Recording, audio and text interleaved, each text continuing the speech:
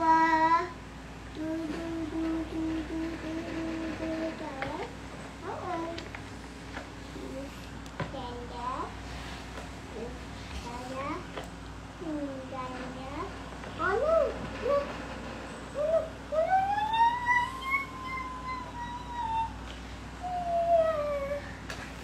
Halo, selamat malam teman-teman bisnis planners. Gimana nih kabarnya hari ini dan gimana kabar bisnisnya?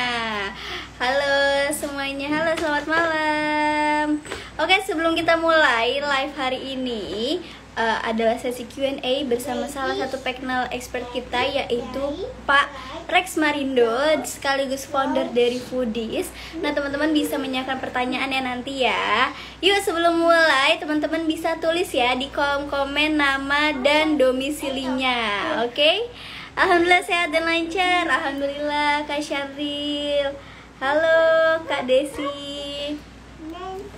Oke, yuk sebelum mulai tulis di kolom komen nama dan domisilinya ya. Halo juga Kak Endra. Halo, halo. Oke, halo Kak Desi Kusuma dari Bali. Oke, sambil menunggu Pak Rex, teman-teman tulis dulu yuk di kolom komen nama dan domisilinya. Biar apa? Biar kita semua makin kenal nih. Halo, halo, selamat join.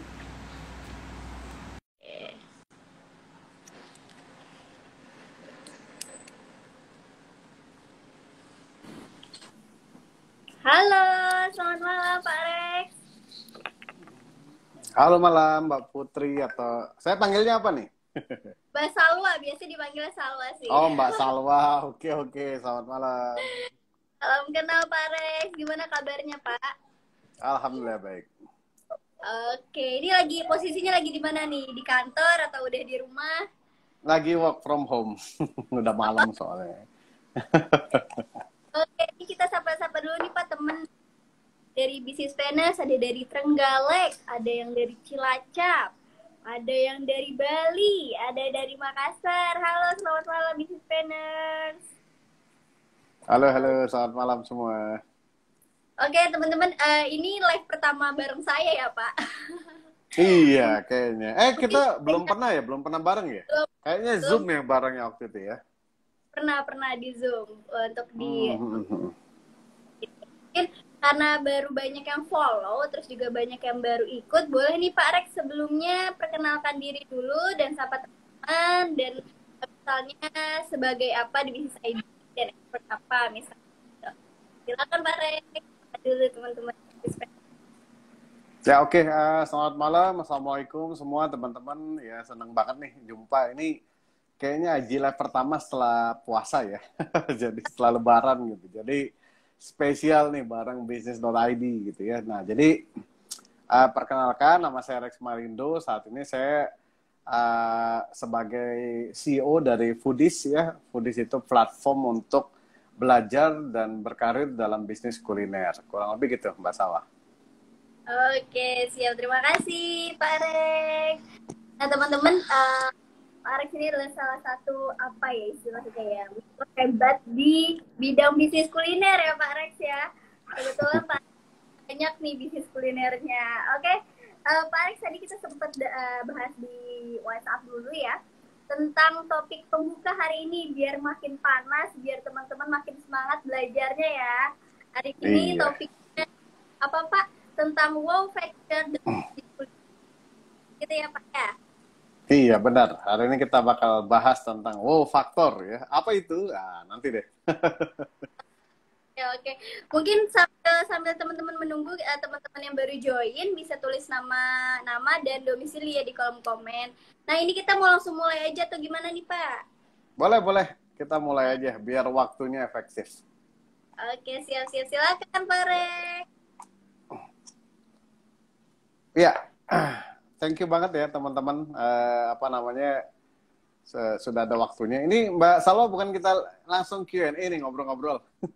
Kita buka topik dulu sedikit, misalnya Bapak ngobrolin apa tentang bisnis kuliner hari ini, baru kita dari sesi Q&A yang barusan gitu. Oh gitu.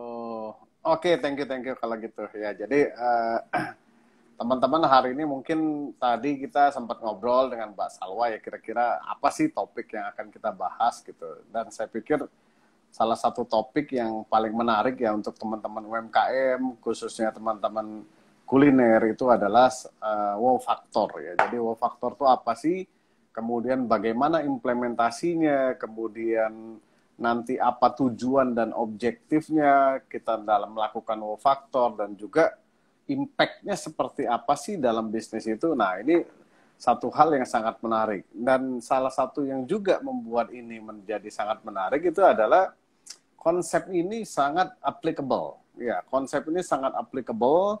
Konsep ini sudah proven untuk level teman-teman di UMKM kuliner khususnya. Tapi jangan khawatir buat teman-teman yang mungkin, waduh saya bukan bisnisnya kuliner, ini tetap kepake nih secara konsep gitu ya. Nah, jadi nanti mungkin beberapa waktu ke depan kita akan Q&A di situ ya. Nah, nanti saya akan coba jelaskan seperti apa sih wow factor itu, bagaimana teman-teman bisa implementasinya, dan juga bisa dikerjakan dengan cepat. Nah, kurang lebih gitu sih Mas Alwa. Oke, siap-siap Pak. Nah, oke, mungkin kita mulai pertanyaan dulu nih ya Pak ya. Boleh. Ada Bu Nurul. Ikut nonton juga nih Bu Nurul ya. Halo, selamat Kayaknya banyak yang dikenal di sini ya. Pak Rex nih kebanyakan nih kayaknya nih. Fansnya nih banyak nih sama followersnya Pak. Sama foodies. Oke, ada pertanyaan pertama nih Pak. Kira-kira bagaimana perkembangan bisnis kuliner saat ini? Iya, ini pertanyaan yang menarik ya. Jadi kalau ditanya perkembangan bisnis kuliner saat ini tuh ini luar biasa ya Mbak Salwa ya. Jadi bisnis kuliner ini salah satu bisnis yang tumbuhnya sangat pesat, dan juga salah satu bisnis yang nggak akan pernah ada habisnya dan bahkan akan terus tumbuh gitu ya. Bayangin aja, kita lihat dari beberapa indikator. Yang pertama, jumlah penduduk Indonesia. Nah, 270 juta penduduk Indonesia pasti butuh makan. Ya. Nah, menariknya bisnis kuliner itu, makan itu time frame-nya panjang, Mbak Salwa, gitu ya. Kita bangun pagi, ketemu makan pagi. Muncullah nasi uduk, karedok, kupat tahu, karedok siang lah ya. Nasi kuning, bubur ayam gitu ya. Roti dan lain-lain gitu ya. Nah, nanti time frame-nya lebih panjang lagi nanti untuk sampai makan siang. Ya, jangan salah. Ya, setelah makan pagi itu konsumsinya lebih sadis lagi tuh Mas Salwa. Apa tuh konsumsi yang sadisnya? Ngopi. Ya, bayangin aja tuh, ngopi itu udah mahal tuh ya. Apalagi plus nongkrong. Walk from anywhere. Biasanya anywhere-nya itu coffee shop, udah lebih mahal tuh pasti. Ya, nah kemudian ada croissant, ada lain-lain. Nanti masuk makan siang, gede juga marketnya. Setelah itu sampai makan malam juga, wah banyak waktu kita nongkrong, discuss, sama balik lagi makan malam. Setelah makan malam nongkrong lagi, ya wah itu udah roti bakar gitu ya, cireng, cilok dan lain-lain. Jadi bayangin besar sekali bisnis kuliner itu. Ya itu yang pertama. Yang kedua, kalau kita lihat ya berdasarkan data, jadi nanti growth-nya istilahnya compound annual growth rate ya F&B bisnis itu akan tumbuh terus sekitar 7,1%. Ya. Nah, di tahun 2025 itu akan mencapai 1.000 triliun lebih. Ya. Nah, jadi kita nggak ngobrolin soal wah kuliner pasti, ini pakai data nih sekarang. Ya, nah datanya udah kasih lihat ini gila banget angkanya, besar sekali. Ya. Nah, yang ketiga kita lihat juga pertumbuhan online food delivery. Ya, nah itu udah sampai 5 kali itu growth-nya sampai hari ini. Dan terakhir kita lihat juga dari mana coba? Ya, kita lihat dari investment. Ya, nah Indonesia itu masuk investment Mbak Satwa ya, sekitar 644 juta dolar. Itu hampir 4-5 kalinya dari negara Asia Tenggara lain. Artinya apa sih? Artinya ya potensi bisnis kuliner itu di Indonesia luar biasa banget. Ya, nah jadi kalau ditanya apa nih yang sedang terjadi di F&B, seru. Apalagi nih udah mulai digadang-gadang nih pandemiknya jadi endemi ya. Sudah buka masker sekarang di luar. Orang Indonesia itu one step ahead ya. Jadi kalau pengumuman pemerintah buka masker di luar, nah nanti di dalam udah buka semua tuh. Jadi lebih cepat satu langkah gitu, orang Indonesia itu. Jadi ya udah, ya Mbak Salwa coba aja jalan-jalan. Udah kayak balik normal belum? Ya, udah kayak balik normal pasti di Indonesia gitu. Tapi ya itu satu hal yang ya kita harus happy ya. Artinya wah ini menarik sekali nih bahwa market kuliner ini akan makin besar sekali. Nah, jadi itu Mbak Salwa soal perkembangan industri kuliner. Oke, jadi perkembangannya pesat dengan jumlah penduduknya juga yang banyak dan makin bertambah banyak ya Pak. Jadi, belum ada ceritanya berkurang sih kayaknya penduduk Indonesia ya. Jadi benar-benar peluangnya bagus di bisnis kuliner. Oke, lanjut nih ke kedua. Faktor apa saja yang penting untuk bisa berkembang dan sustain dalam industri kuliner saat ini? Ya, sebetulnya kalau faktor ini mungkin dalam setiap bisnis juga sama ya Mbak Salwa ya. Saya mencatat nih kurang lebih misalnya ada 6 faktor lah yang perlu diperhatikan untuk bisnis itu bisa tumbuh, berkembang, dan sustain ya. Nah, jadi yang pertama itu adalah entrepreneur mindset. Ya. Jadi the entrepreneur, ya, Andanya itu sebagai entrepreneurnya. Ya, hustle side-nya, ambisinya, dan lain-lain. Nah, ini menjadi penentu banget nih, Mbak Salwa. Ilmu boleh nggak ada dan bisa belajar. Modal boleh nggak ada dan bisa dicari. Ya, tapi nyali, niat, kemudian hustle side, nah itu udah susah banget itu. Ya, jadi itu yang menjadi PR penting sebetulnya. Ya, bagaimana kita menumbuhkan terlebih dahulu ya entrepreneurship di dalam jiwa kita, hustle side di diri kita untuk bisa masuk ke dalam dunia pengusaha ya. Pengusaha apapun sebetulnya. Ya, mau pengusaha pendidikan, makanan dan lain-lain. Nah, itu yang pertama Mbak Salwa. Yang kedua adalah knowledge ya. Nah, knowledge ini penting banget nih. Ya, jadi ada istilah-istilah yang penting mah nyebur aja dulu, nanti juga belajar berenangnya. Masalahnya dunia bisnis itu bukan nyebur di kolam renang. Ya. Dunia bisnis itu nyeburnya di laut, di sungai, di kali yang arusnya deras.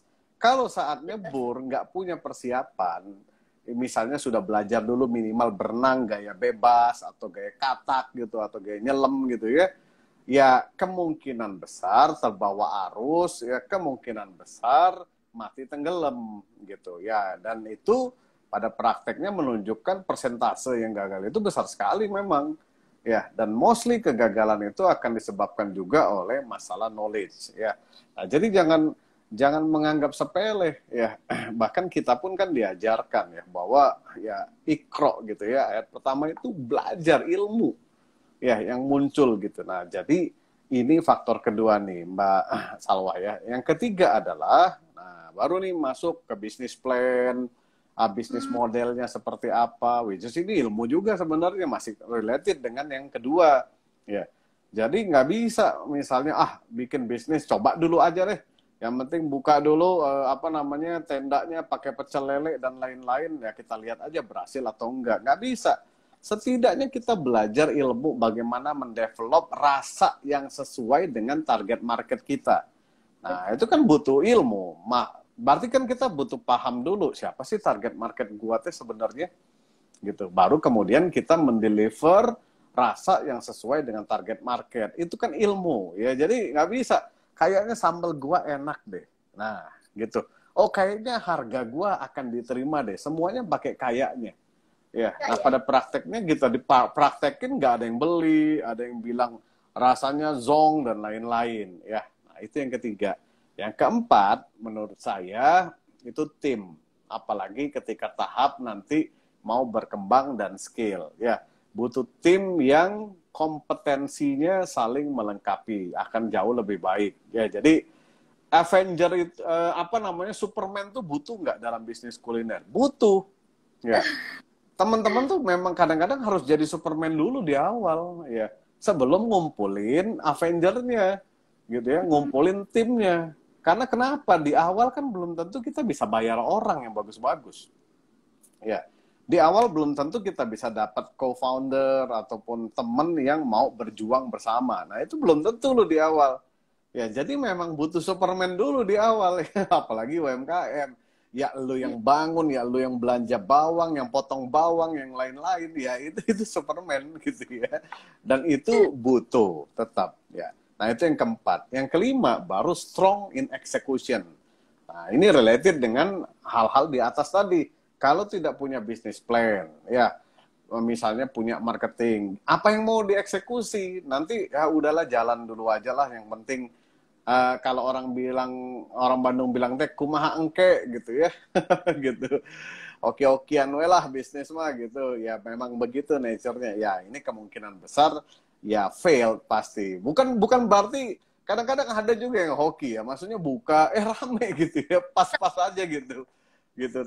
Bukan tidak ada yang begitu ya, tapi kebanyakan sih nggak jalan gitu ya. Nah, itu yang kelima. Dan terakhir ya menurut saya adalah ya pertolongan Allah ya. Jadi jalankanlah bisnis ya dengan dealing investor pertamanya itu Allah gitu ya. Jadi kita niatkan misalnya nanti sedekah, kemudian berbagi profitnya untuk dijalankan dan lain-lain. Ini akan buat kita jauh lebih tenang, jauh lebih terkendali, dan juga kadang ya kita itu bukan diberi keberuntungan maksudnya, tapi karena ya kita bisnisnya karena yang di atas ada aja jalannya. Ya, mungkin saat ini lo jualan sambal botol, tapi lo nggak pernah tahu ya, nanti 2 tahun lagi tiba-tiba lo punya resto yang omsetnya puluhan miliar gitu. Itu bisa terjadi. Saat ini mungkin kita nggak kepikiran, Mbak. Ya, nggak kepikiran. Tapi kemudian tiba-tiba 3 bulan lagi ada orang yang masuk, teman kita ngebantu, kemudian kita bisa scale up. Nah, ini orang ini datang dari mana? Ya, orang ini dipertemukan karena apa? Emang kebetulan? Nggak ada yang kebetulan. Ya, nah tapi karena kita ya dealing with the God, maksudnya akhirnya kita dipertemukan orang yang baik, orang yang tepat, dan lain-lain. Nah, jadi 6 hal itu ya yang menurut saya membuat bisnis itu ya bisa berkembang dan sustain gitu ya. Tentu ini juga belajar dari pengalaman teman-teman lain gitu. Jadi bukan sekedar teori, ya ini bukunya gini, enggak gitu. Gitu Mbak Salwa. Oke, siap. Terima kasih. Lanjut yang ketiga. Salah satu hal penting saat ini yang perlu dipelajari oleh teman-teman F&B adalah tentang wow factor. Nah, bisa jelaskan apa nih wow factor itu, Pak, dan mengapa sangat penting? Nah, kita masuk ke topik utamanya nih ya, wow factor. Ya, nah ini jadi saya tuh sering banget sekarang bawain materi wow factor ini. Karena kenapa? Karena saya lihat inilah solusi teman-teman UMKM saat ini ya, solusi teman-teman UMKM saat ini gitu. Karena teman-teman UMKM itu apa sih masalahnya? Satu, uangnya nggak banyak ya, sehingga mau promosi itu ya ketat banget budgetnya ya. Kedua juga wah ilmunya belum level-level apa sultan lah ilmunya, jadi masih pas. Nah, jadi ini, dan yang ketiga, apa sih yang dibutuhkan oleh teman-teman UMKM itu? Jualan. Ya. Diajarin ilmu branding dan lain-lain gitu, ilmu marketing yang kompleks-kompleks dan lain-lain. Nggak ada jualannya, percuma itu ilmu semua. Ya, nah jadi saya berpikir ya, maksudnya di Foodies kita pikirin apa ya yang membuat bisa helping teman-teman ini untuk lebih berkembang. Nah, kita mulailah mengkampanye atau men-sharing tentang wow factor ini. Ya, nah wow factor itu apa sih? Ya.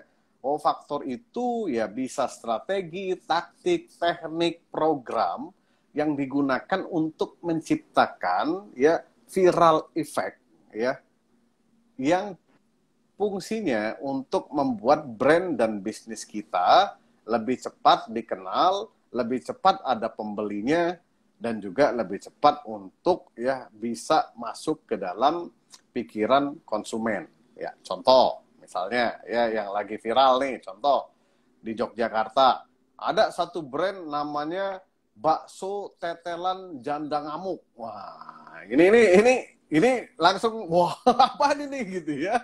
Nah, di TikTok itu langsung viralnya nggak karu-karuan lah ya di TikTok. Nah, dia menggunakan brand name-nya untuk menciptakan efek wow. Ya, walaupun memang ya bisa aja ada impact negatifnya. Ya, tapi ini baru satu contoh bagaimana teknik wow ini bisa digunakan. Contoh lain misalnya di Bandung ya, ada bakmi cokin. Nah, ini kalau orang yang paham ya bahasa ini, ya gila ini rasis banget ini apa namanya bakminya, tapi pada prakteknya ramai di Bandung dan ternyata target marketnya yang Gen Z milenial itu don't care about that. Ya. So we have to all thinking about cokin itu sesuatu yang persepsinya negatif. Gitu ya. Iya. Nah, tapi kan kalau zaman-zaman saya nih, wah, janganlah ngomong kayak gitu. Kayak nyempret banget gitu ya. Nah, itu contoh ya Mbak Salwa ya. Nah, kenapa ini sangat penting? Ya, wow faktor ini ya. Yang pertama, itu membantu untuk teman-teman UMKM kuliner biar lebih cepat dikenal dengan cost yang murah. Ya. Jadi contoh di Jogja lagi ya, ada bakso balungan dinosaurus. Begitu datang kayak balungan dinosaurus, saya nggak pernah lihat dinosaurus dijadiin bakso ya, tapi it's just metafor gitu ya. Metafor dibuat, bener datang, ya akhirnya apa yang terjadi? Zaman sekarang ini zaman konten. Ya. Begitu ada yang wow, ya, either itu produknya, namanya, promosinya, programnya, whatever itu yang wow, ini artinya peluang untuk dijadikan konten. Ya. Nah, teman-teman ingat-ingat nih, ya, konten kreator itu butuh konten. Ya. So, deliver sesuatu yang sifatnya bisa dikontenkan. Kalau jual bakso tadi, kalau jual bakso misalnya, oke, bakso Mas apa namanya Mas Saipul misalnya, oke, bakso Mas Saipul, so what gitu, kenapa gue harus datang bikin konten ke bakso Mas Saipul ya? Nah, tapi ketika misalnya Mas Saipul jualan balungan dinosaurus gitu ya, tulang jerapah atau apa, wah ini konten nih, gue harus datang nih.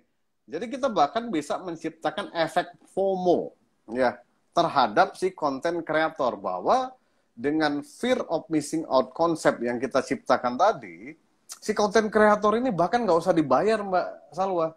Ya, mereka akan datang karena mereka juga FOMO. Wah, gila nih kalau gue ketinggalan, nanti yang dapat viral si konten kreator yang lain, ya bukan gue gitu. Nah, sehingga mereka akan berlomba-lomba membuat konten. Nah, ini kenapa ini penting?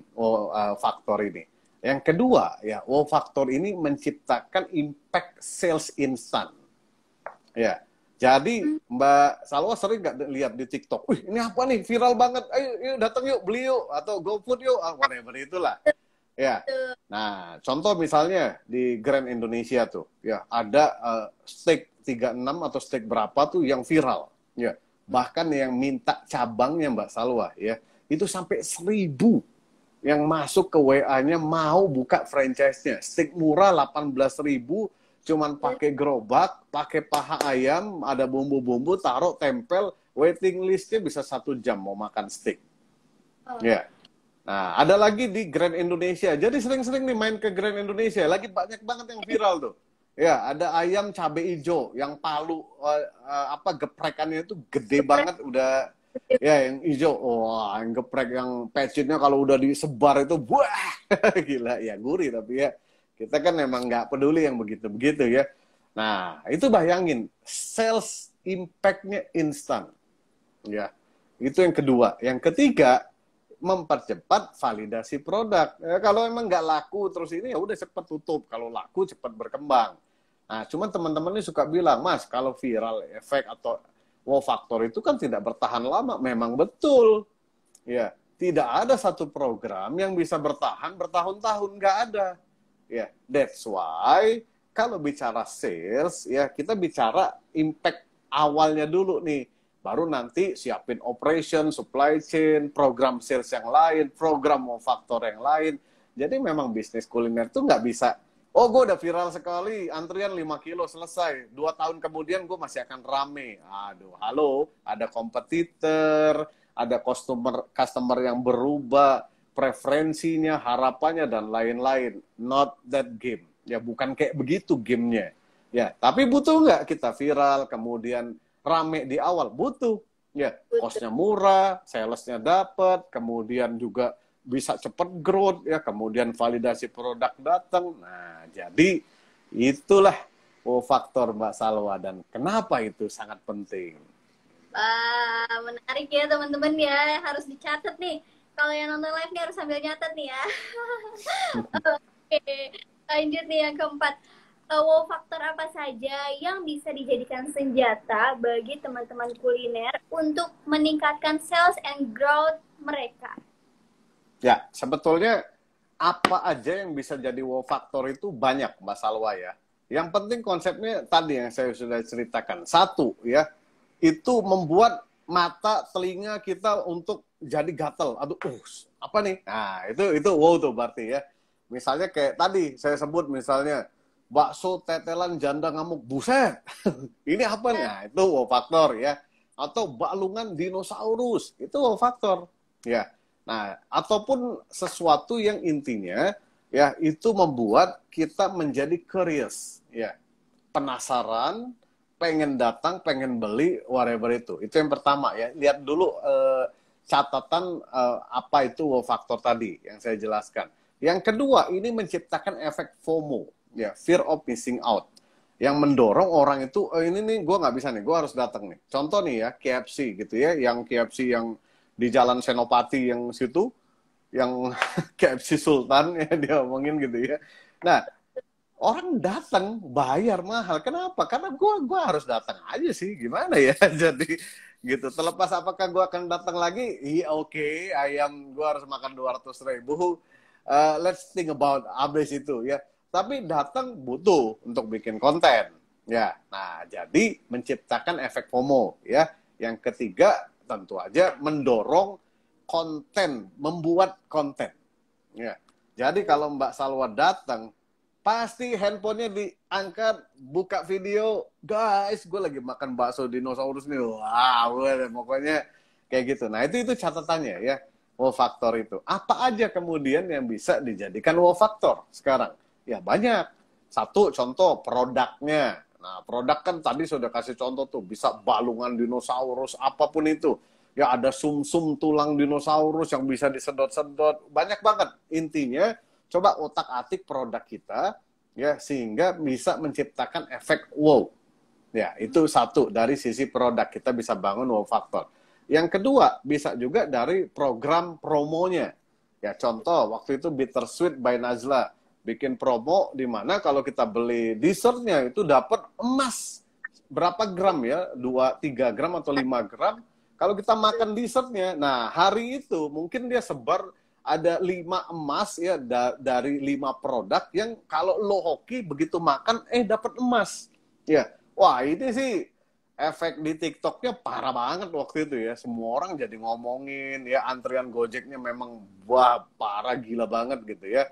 Nah, itu program promo. Yang ketiga, ya, wow factor juga bisa dibuat dari sisi how to, cara. Bagaimana kita menyajikan, menampilkan, dan lain-lain. Yang sekarang lagi viral banget itu sambal gami. Ya, sambal yang dibakar itu, yang ditembikar. Itu dulu 9 bulan lalu saya udah keluar-keluar tuh. Ini bakal viral nih yang dari Kalimantan ini nih. Ya, saya ingat tuh, kita posting di Foodies. Akhirnya bener dong sekarang ya. Di Bandung ada sambal bakar Mang Usep, viral. Ada sambal bakar tembikar, viral. Di Jogja ada sambal gami Borneo, viral, rame semua gitu ya. Nah, jadi how to, cara itu bisa membuat efek wow juga. Atau ke Heidi Low misalnya ya. Saya nggak pernah makan karena memang mengandung sesuatu yang tidak bisa saya makan lah misalnya ya. Tapi kan efek dia mie-nya diputer-puter, ada show off-nya gitu di mie-nya itu ya, membuat orang itu bikin konten jadi. Siapapun yang makan di situ tuh pasti bikin konten. Ya, betul. karena kenapa? Ya harus aja gue bikin konten gitu ya. Kenapanya sih nggak tahu ya, harus aja, namanya juga dunia konten sekarang. Atau saya kemarin makan di Bogor misalnya, dia sajikan sebuah dessert, kemudian dia taruh tisu dulu di atasnya, Pak ini saya mau bakar, nanti keluar api efek gitu ya. Oh bentar, keluar video dulu kan. Ayo Mas bakar tuh tisunya, Zzz. Selesai. Loh, gitu doang? Iya sih, gitu ya. Tapi ya gue udah buat konten dan gue juga posting gitu ya. Padahal sekedar modal tisu dibakar gitu ya. Nggak mahal itu ya. Nah, itu bisa dari sisi how to-nya, Mbak ya. Jadi, kita bisa develop begitu juga. Atau kemudian dari sisi story, wow faktor itu. Ya, contoh misalnya ada nama coffee shop di Klaten itu namanya Nggone Mbahmu. Wah, kalau Mbak Salwa ke situ ya, ini yang jaga tuh kakek nenek gitu ya. Kalau kita minum kopi dia cerita tentang masa lalunya, cucu dan lain-lain. Wah, itu sesuatu yang membekas yang kemudian akhirnya saya ceritakan lagi gitu ya. Diobrolin lagi. Nah, ini juga story ini kuat nih. Ya, atau contoh misalnya apa namanya? Kopi Klotok gitu ya. Nah, story-story di mana kita diomelin kalau order pisang tambahan gitu ya. Udah itu antrinya udah kayak ngantri beras gitu ya, padahal mau makan bayar gitu kan. Nah, ini sesuatu yang menarik ya. Sesuatu yang inspiratif atau sesuatu yang unik, sesuatu yang kuat yang bisa dijadikan cerita untuk brand kita. Ya. Nah, yang terakhir ya mungkin juga kadang-kadang yang membuat ada wow effect ini sekarang model-model yang memang tempatnya udah given. Ya, sekarang sih ngomongnya hidden gem gitu ya. Jadi kebetulan coffee shopnya di bawah jurang gitu ya, yang memang dibangun di situ. Ya udah nggak ada lawan itu. Ya dia doang yang bisa ada di jurang gitu. Atau kebetulan dia punya sawah 10 hektar dijadiinlah coffee shop sama dia. Ya susah lawannya. Di mana sawah 10 hektar gitu ya. Nah, jadi itu contoh-contoh aja Mbak Salwa. Ya, bahwa wow factor itu banyak sekali. Bahkan Anda sendiri itu bisa menjadi wow factor. Ya, ownernya itu bisa menjadi wow factor. Salah satunya coffee shop di Jakarta yang ownernya memang, ya mohon maaf misalnya bisu atau tuli gitu ya. Tapi dia bisa buka coffee shop yang nggak ada suaranya coffee shop. Itu juga satu wow factor ya. Nah, jadi it create by design ya. Atau memang it's already given dan kita manfaatkan untuk menjadi wow factor. Kurang lebih gitu, kepanjangan ya. Oh, Pak, ini benar-benar mantap banget. Lanjut nih yang kelima. Apa objektif dari wow factor? Apakah yang penting viral? Ya, tadi sempat saya udah singgung-singgung. Of course, ya nggak hanya viral, wow faktor itu objektifnya. Ya, ada 6 lah minimal ya, teman-teman bisa catat.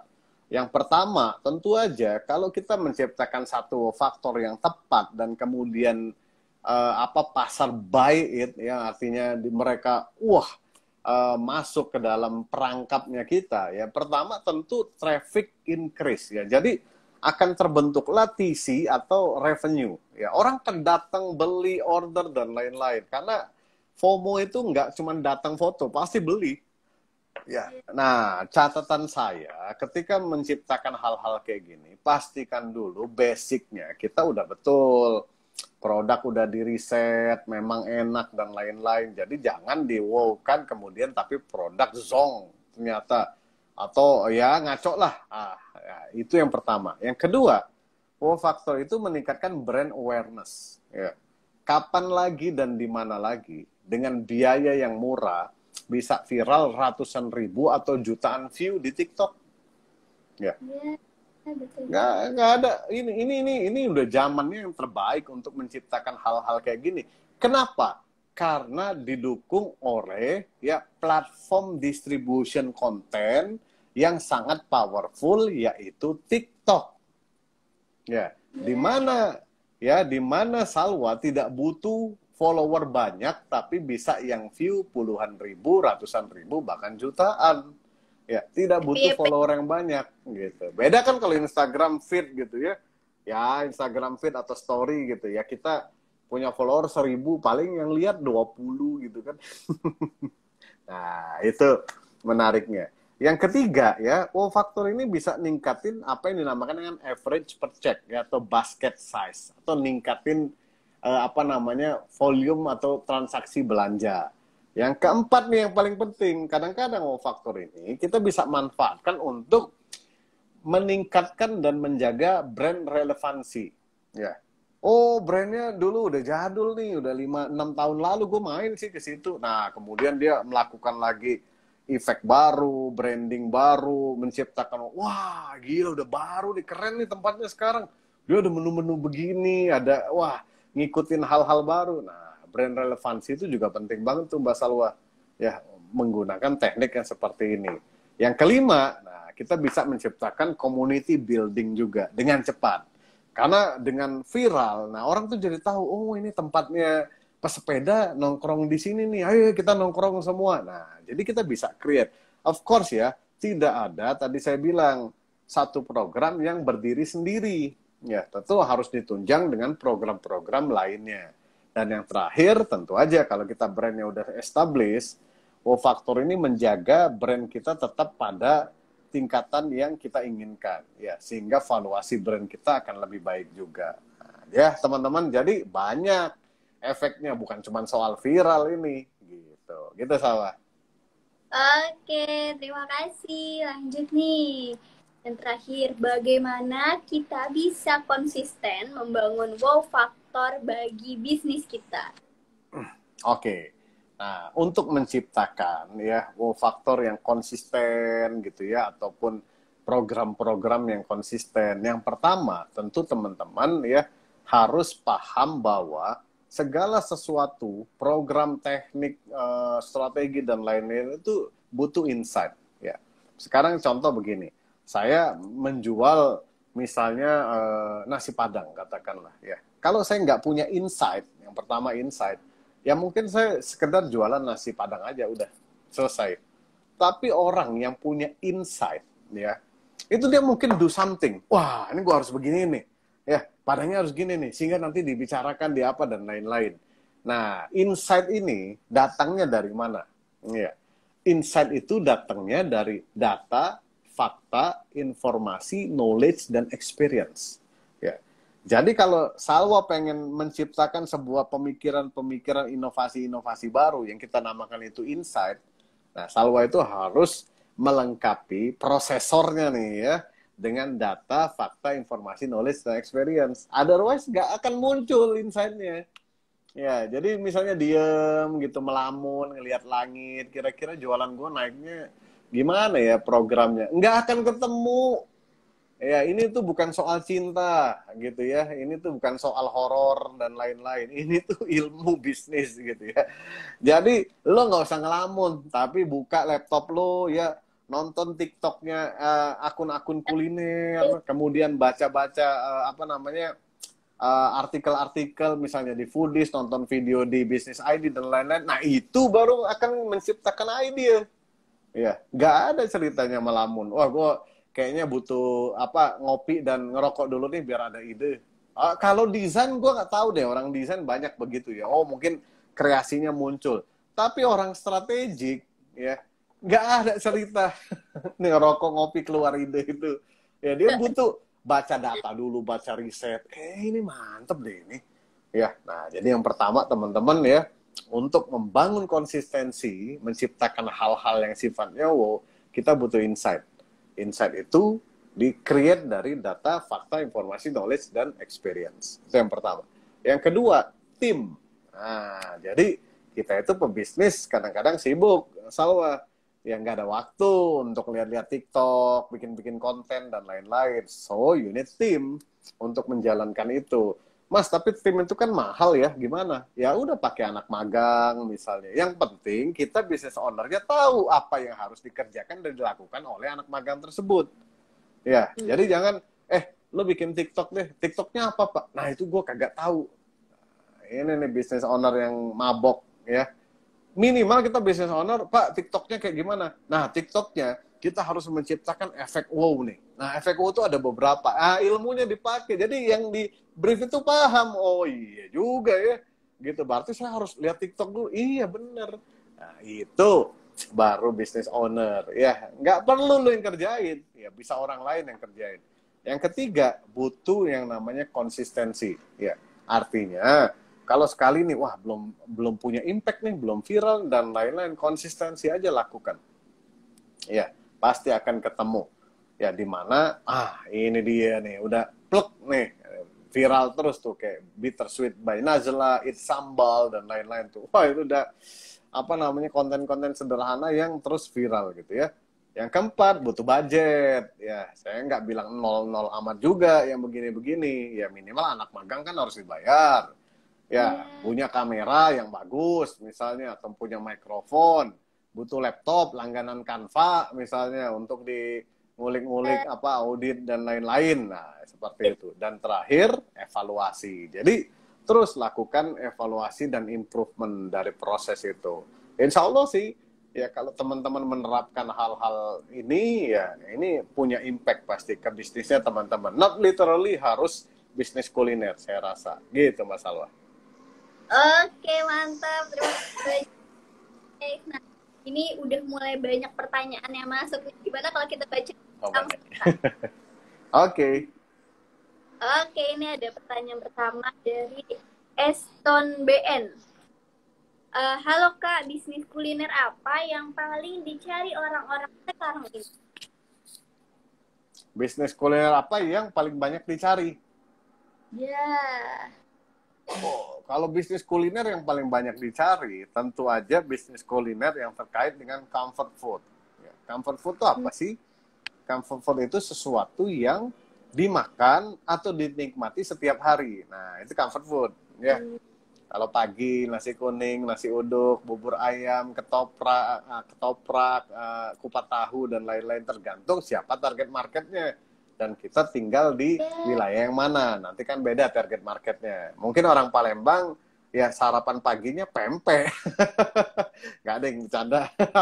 Kayak orang Palembang tuh, saya orang Palembang, seingat saya dari dulu ya pagi pempek, ya siang pempek, ya malam pempek gitu ya. Jadi kayak makanan segala arah. Tapi mungkin kalau orang Palembang, saya sebut ya misalnya brugo, kemudian laksa gitu ya. Nah, beda-beda memang setiap daerah. Ya, nah jadi sesuaikan target market kita. Ya, jadi pilihlah bisnis yang memang comfort food karena marketnya gede banget. Ya, tinggal kompetisinya tentu juga banyak. Nah, makailah ilmu di game tersebut. Pakailah ilmu faktor, marketing strategi, branding, ya pakai lagi, wah semua hal. Disitulah kompetisinya bermain. Ya, Mas boleh nggak kalau saya misalnya pengennya produknya unik, belum ada yang pernah jual, sehingga saya akan menjadi satu-satunya pemain. Ya boleh aja, tapi kadang-kadang kamu satu-satunya pemain karena terlalu unik, konsumennya kagak ada, gitu ya. Karena konsumennya bingung. Ini jualan apa sih sebenarnya nih orang gitu ya. Nah, jadi misalnya contoh deh, saya sering pakai misalnya, wah mau jualan steak onta gitu ya. Nggak ada yang jualan steak onta emang gitu ya. Tapi pertanyaannya ada makan nggak ya kalau ada orang yang jualan steak onta? Dan kalau lo buat warung steak onta, lo mungkin the only one ya yang ada di Indonesia, brandnya steak onta. Ya, tapi the question is, apakah ada target marketnya gitu ya? Ya apalagi misalnya, wah saya mau jualan sate terenggiling gitu ya, terenggiling gitu ya. Atau saya mau jualan ini apa namanya tapir panggang gitu ya. Nah ini kan aneh-aneh ya datangnya. Tapi tadi ya comfort food, termasuklah kopi, roti dan lain-lain. Kalau saya menurut saya itu comfort food ya, itu sesuatu yang menarik. Ada juga sekarang tuh apa namanya istilahnya comfort healthy ya atau easy healthy gitu ya. Nah, model-model kayak jus, kemudian smoothies. Nah, kan orang Indonesia tuh hobinya pengennya sehat, tapi pengennya gampang. Ya. Nah, kalau makan salad tuh kayak aduh berat banget ya. Tapi kalau cuman nyedot selesai, ini bener nih. Makanya potensi marketnya pasti besar. ya yang menarik kayak ada brand Boss, kemudian ada Summer Mini Bar dan lain-lain. Nah, itu growth mereka cepat karena itu orang Indonesia tuh butuh yang kayak begitu. So, find out yang dibutuhkan orang ya dan yang membutuhkan ini jumlahnya besar. Ya, ini kuncinya sebetulnya. Gitu Mbak Salma. Oke, terima kasih atas pertanyaannya. Ini lanjut dari Diandra Brownies. Pak, bagaimana cara untuk mengendalikan mood yang angin-anginan untuk insya Allah? Cuman kadang kalau pas modal tipis tapi butuh untuk produksi itu rasanya jadi down banget. Seperti itu. Ya, sebenarnya gini Mbak Salma ya. Kalau bisnis itu wajar. Ada masa di mana kita tuh kadang-kadang suntuk banget ya. Apa artinya? Entah kenapa pokoknya aduh bosen banget deh. Nah, untuk hal-hal seperti ini ya teman-teman lihat nih, ada beberapa hal yang perlu kita review kembali. Yang pertama, apa sih tujuan bisnis kita ini sebenarnya? Gitu ya. Apa sih purpose bisnis kita ini? Mau ngapain sih kita bisnis ini? Gitu ya. Nah, ini biasanya kalau orang yang tidak punya purpose, tidak punya tujuan yang clear, dia tuh jadi nggak tahu lu mau ngapain sih sebenarnya bisnis. Udah duitnya banyak sekalipun Mbak Salwa ya. Kadang-kadang ada orang-orang yang bingung, nggak jelas gitu. Oke, duit gue banyak terus gue mau ngapain ya. Nah, tapi kita kadang-kadang lihat ya, ada orang yang cuma punya warung kecil, mie ayam kecil, tapi kok kayak happy banget gitu ya ngejalaninnya segitu-segitu aja. Nah, jadi ini kembali lagi ke purpose, why. Ya, jadi kalau Simon Sinek dalam Golden Circle itu dia kasih lihat yang pertama itu unsur why.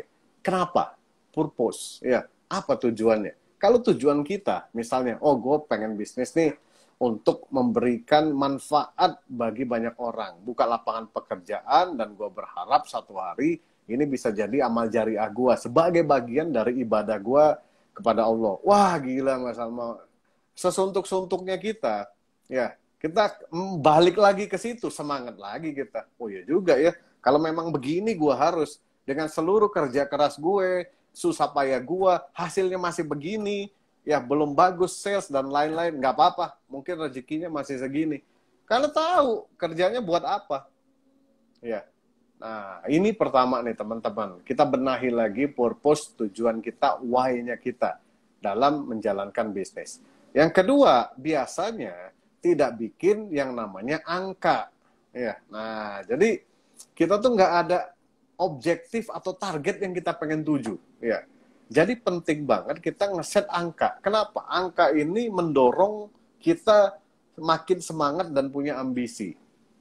Ya, semakin besar angkanya, ya tentu aja dengan cara yang kita tahu akan kita capai akan mendorong kita makin berambisi, gitu ya. Nah, itu yang kedua. Yang ketiga, ya ilmu. Nah, kadang-kadang kita tuh mentok tuh kesel itu karena nggak tahu harus ngapain lagi gitu. Betul. Ya. Jadi, aduh ini ngapain sih gue nih stres banget nih gitu ya. Dan jangan salah Mbak Salwa, ini tuh tidak menjangkiti orang yang salesnya jelek doang. Ya, saya ketemu beberapa orang ini salesnya udah bagus, tapi tetap aja bingung dan pusing juga dan sampai jenuh juga dia gitu. Karena gue nih mau ngapain sih sebetulnya. Nah, jadi belajarlah ilmu. Ya, ilmu itu bisa macam-macam. Ya, tapi kalau misalnya pengen cepet ya belajarlah, ada mentornya mungkin, pakai consulting dan lain-lain lah ya. Atau bisa juga ikut e-course dan lain-lain. Nah, itu ilmu. Tuh, yang keempat, kadang-kadang ya istirahat dikit lah gitu ya, self healing ya gitu ya. Jadi kadang-kadang butuh loh gitu ya. Ya jangan terlalu take it serious lah ya, ya ngopi-ngopi dulu pagi, santai, ngobrol-ngobrol dulu sama temen, nah jadi dapat inspirasi baru gitu ya, jalan-jalan sama keluarga, kadang-kadang itu juga yang jadi solusinya gitu ya. Nah, jadi kurang lebih gitu Mas Salman. Oke, terima kasih atas pertanyaannya. Ini lanjut nih dari Kak Jordi Anju. Buka cabang sebanyak-banyaknya efektif atau tidak ya? Atau menunggu satu tempat penuh baru buka cabang lagi? Gitu, Pak. Jadi kalau bicara buka cabang itu tentu aja mengacu kepada strategi kita untuk melakukan scale. Nah, jadi selalu ada indikatornya Mbak Salwa. Ya nggak bisa tiba-tiba. Ya, contoh tiba-tiba nih. Misalnya yang tadi saya cerita nih, lagi viral. Kemudian ada 1.000 yang mau buka, dikasih aja begitu. Nah, itu hanya akan menimbulkan masalah pada akhirnya. Ya, kenapa? Karena dia belum siap sebetulnya. Ya, nah, jadi soal buka cabang ini adalah soal bisnis plan. Ya, jadi bukan soal beruntung atau tidak beruntung, tapi kita udah punya planning memang. Oh, nanti saya mau buka cabang 1, kalau omsetnya tercapai segini, artinya produk sudah tervalidasi, saya mau coba tambah 3. Nah, kita udah tahu nih, ada roadmap-nya akan nambah 3 nih. Apa yang harus kita siapkan untuk nanti 3 cabang muncul? Apa yang harus kita siapkan ketika nanti 10, 50, atau 100? Jadi preparation itu pasti punya impact ya, dipengaruhi oleh bisnis plan yang kita siapkan. Ya. Nah, jadi teman-teman hati-hati, jangan kemakan ya, jangan terlalu cepat mengadopsi ilmu scale. Ya, kalau belum pada ilmunya dan belum pada tahapnya. Nah, jadi ini perlu belajar lebih dalam nih, Mbak Salma ya, kalau Mbak Salwa ya, kalau terkait dengan membuka cabang dalam jumlah cepat. Ya, nah saya kadang-kadang kalau ketemu teman-teman gitu ya, yang saya lihat bisnisnya udah rame, 1 cabang dan lain-lain, terus dia bilang saya mau buka 2 cabang, 3 cabang. Saya nanya what for? Ya, apakah kamu udah siap dengan investasi waktu, ilmu, uang, back office system dan lain-lain? Apakah kamu yang sekarang nih punya banyak waktu ngobrol, discuss ya, kongko dan lain-lain, apa siap? Ini ditinggalkan dulu. Ya, karena ngurusin 3 cabang itu nggak beda loh sama urusan 1 ya. Kalau 1 cabang isinya 10 orang karyawan, 3 cabang itu artinya isinya 30 cabangnya aja baru, belum kantor. Ya, nah disinilah sebenarnya plan itu butuh. Ya, that's why kenapa teman-teman harus belajar tentang bisnis plan. Ya, suka nggak suka kalau mau skill. Ya, tapi kalau mau enggak 1 cabang sampai mati seumur hidup di sini aja. Oh ya udah nggak apa-apa. Jagain aja best service, best product, enough. Ya, nggak usah invest yang lain lah kalau yang begitu. Pokoknya best product, best service aja. Ya, itu orang udah pasti rame. Banyak kan di daerah kita yang cabangnya 1 ya. Contoh saya nih dekat rumah saya misalnya ada Enci mie ayam jualan dari tahun 97 sampai hari ini Enci kan masih jaga. Ya. Kalau saya tanya sih nggak mau dikembangin atau apa? Oh kagak lah, gue udah seneng kok begini-begini. Gitu udah cukup juga kok. Oh ya udah. Nah itu juga ada yang begitu dan salah nggak? Enggak. Ya, if you are happy with what you are doing, ya, even itu small kan buat orang lain lihat small. Ya, mungkin buat si Enci ini udah sesuatu yang besar. Ya, sudah sesuatu yang sangat disyukuri sama dia gitu. Ya, jadi jangan put ya yourself in the other shoes. Ya, nah, nikmatin aja apa yang kita bisa jalankan ya dan planningkan apa yang memang kita akan tuju. Gitu, Mbak Salo. Oke, terima kasih atas pertanyaan. ecofood.id.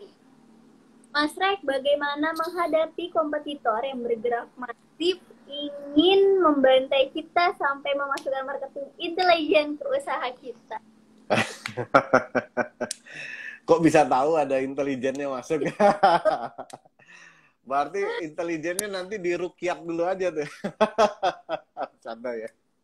Gitu. Jadi kompetisi itu sesuatu yang istilahnya tidak bisa kita hindari. Ya. Dan kita tidak bisa berharap kompetisi itu akan fair play. Nah, ya. Dia bisa sadis, dia bisa do everything, ya. Mau haram, mau halal, hantam aja semua. Gitu ya. Dan kita nggak bisa batasi itu, Mbak Salwa. Ya. Yang kita bisa siapkan adalah, ya, jangan terlalu fokus dengan hal-hal seperti itu, tapi teruslah berinovasi. Ya. Kumpulkanlah insight tadi, ya, data, fakta, informasi, siapkan lagi program, push kembali strategi. Jadi ngurusin kompetitor itu capek. Begitu kita maju one step, dia sibuk sama kita, biarin aja dia yang ketinggalan malah. Iya. Nah, jadi menurut saya ya kompetitor itu perlu dipantau, tapi ya secukupnya aja. Ya, oke, dia bergerak ke sini, kita pantau dalam konteks strategi apa yang akan dia lakukan. Ya. Nah, tapi kalau misalnya ya udah do something gitu kan. Sering ya kita dengar misalnya, wah kirim intelijen, kurang-kurang kirim makhluk gaib juga tuh, sering ya gitu ya. Apa namanya, gaib-gaib gitu ya. Nah, ya kalau bisnis kita harus siap dengan segala kemungkinan tersebut.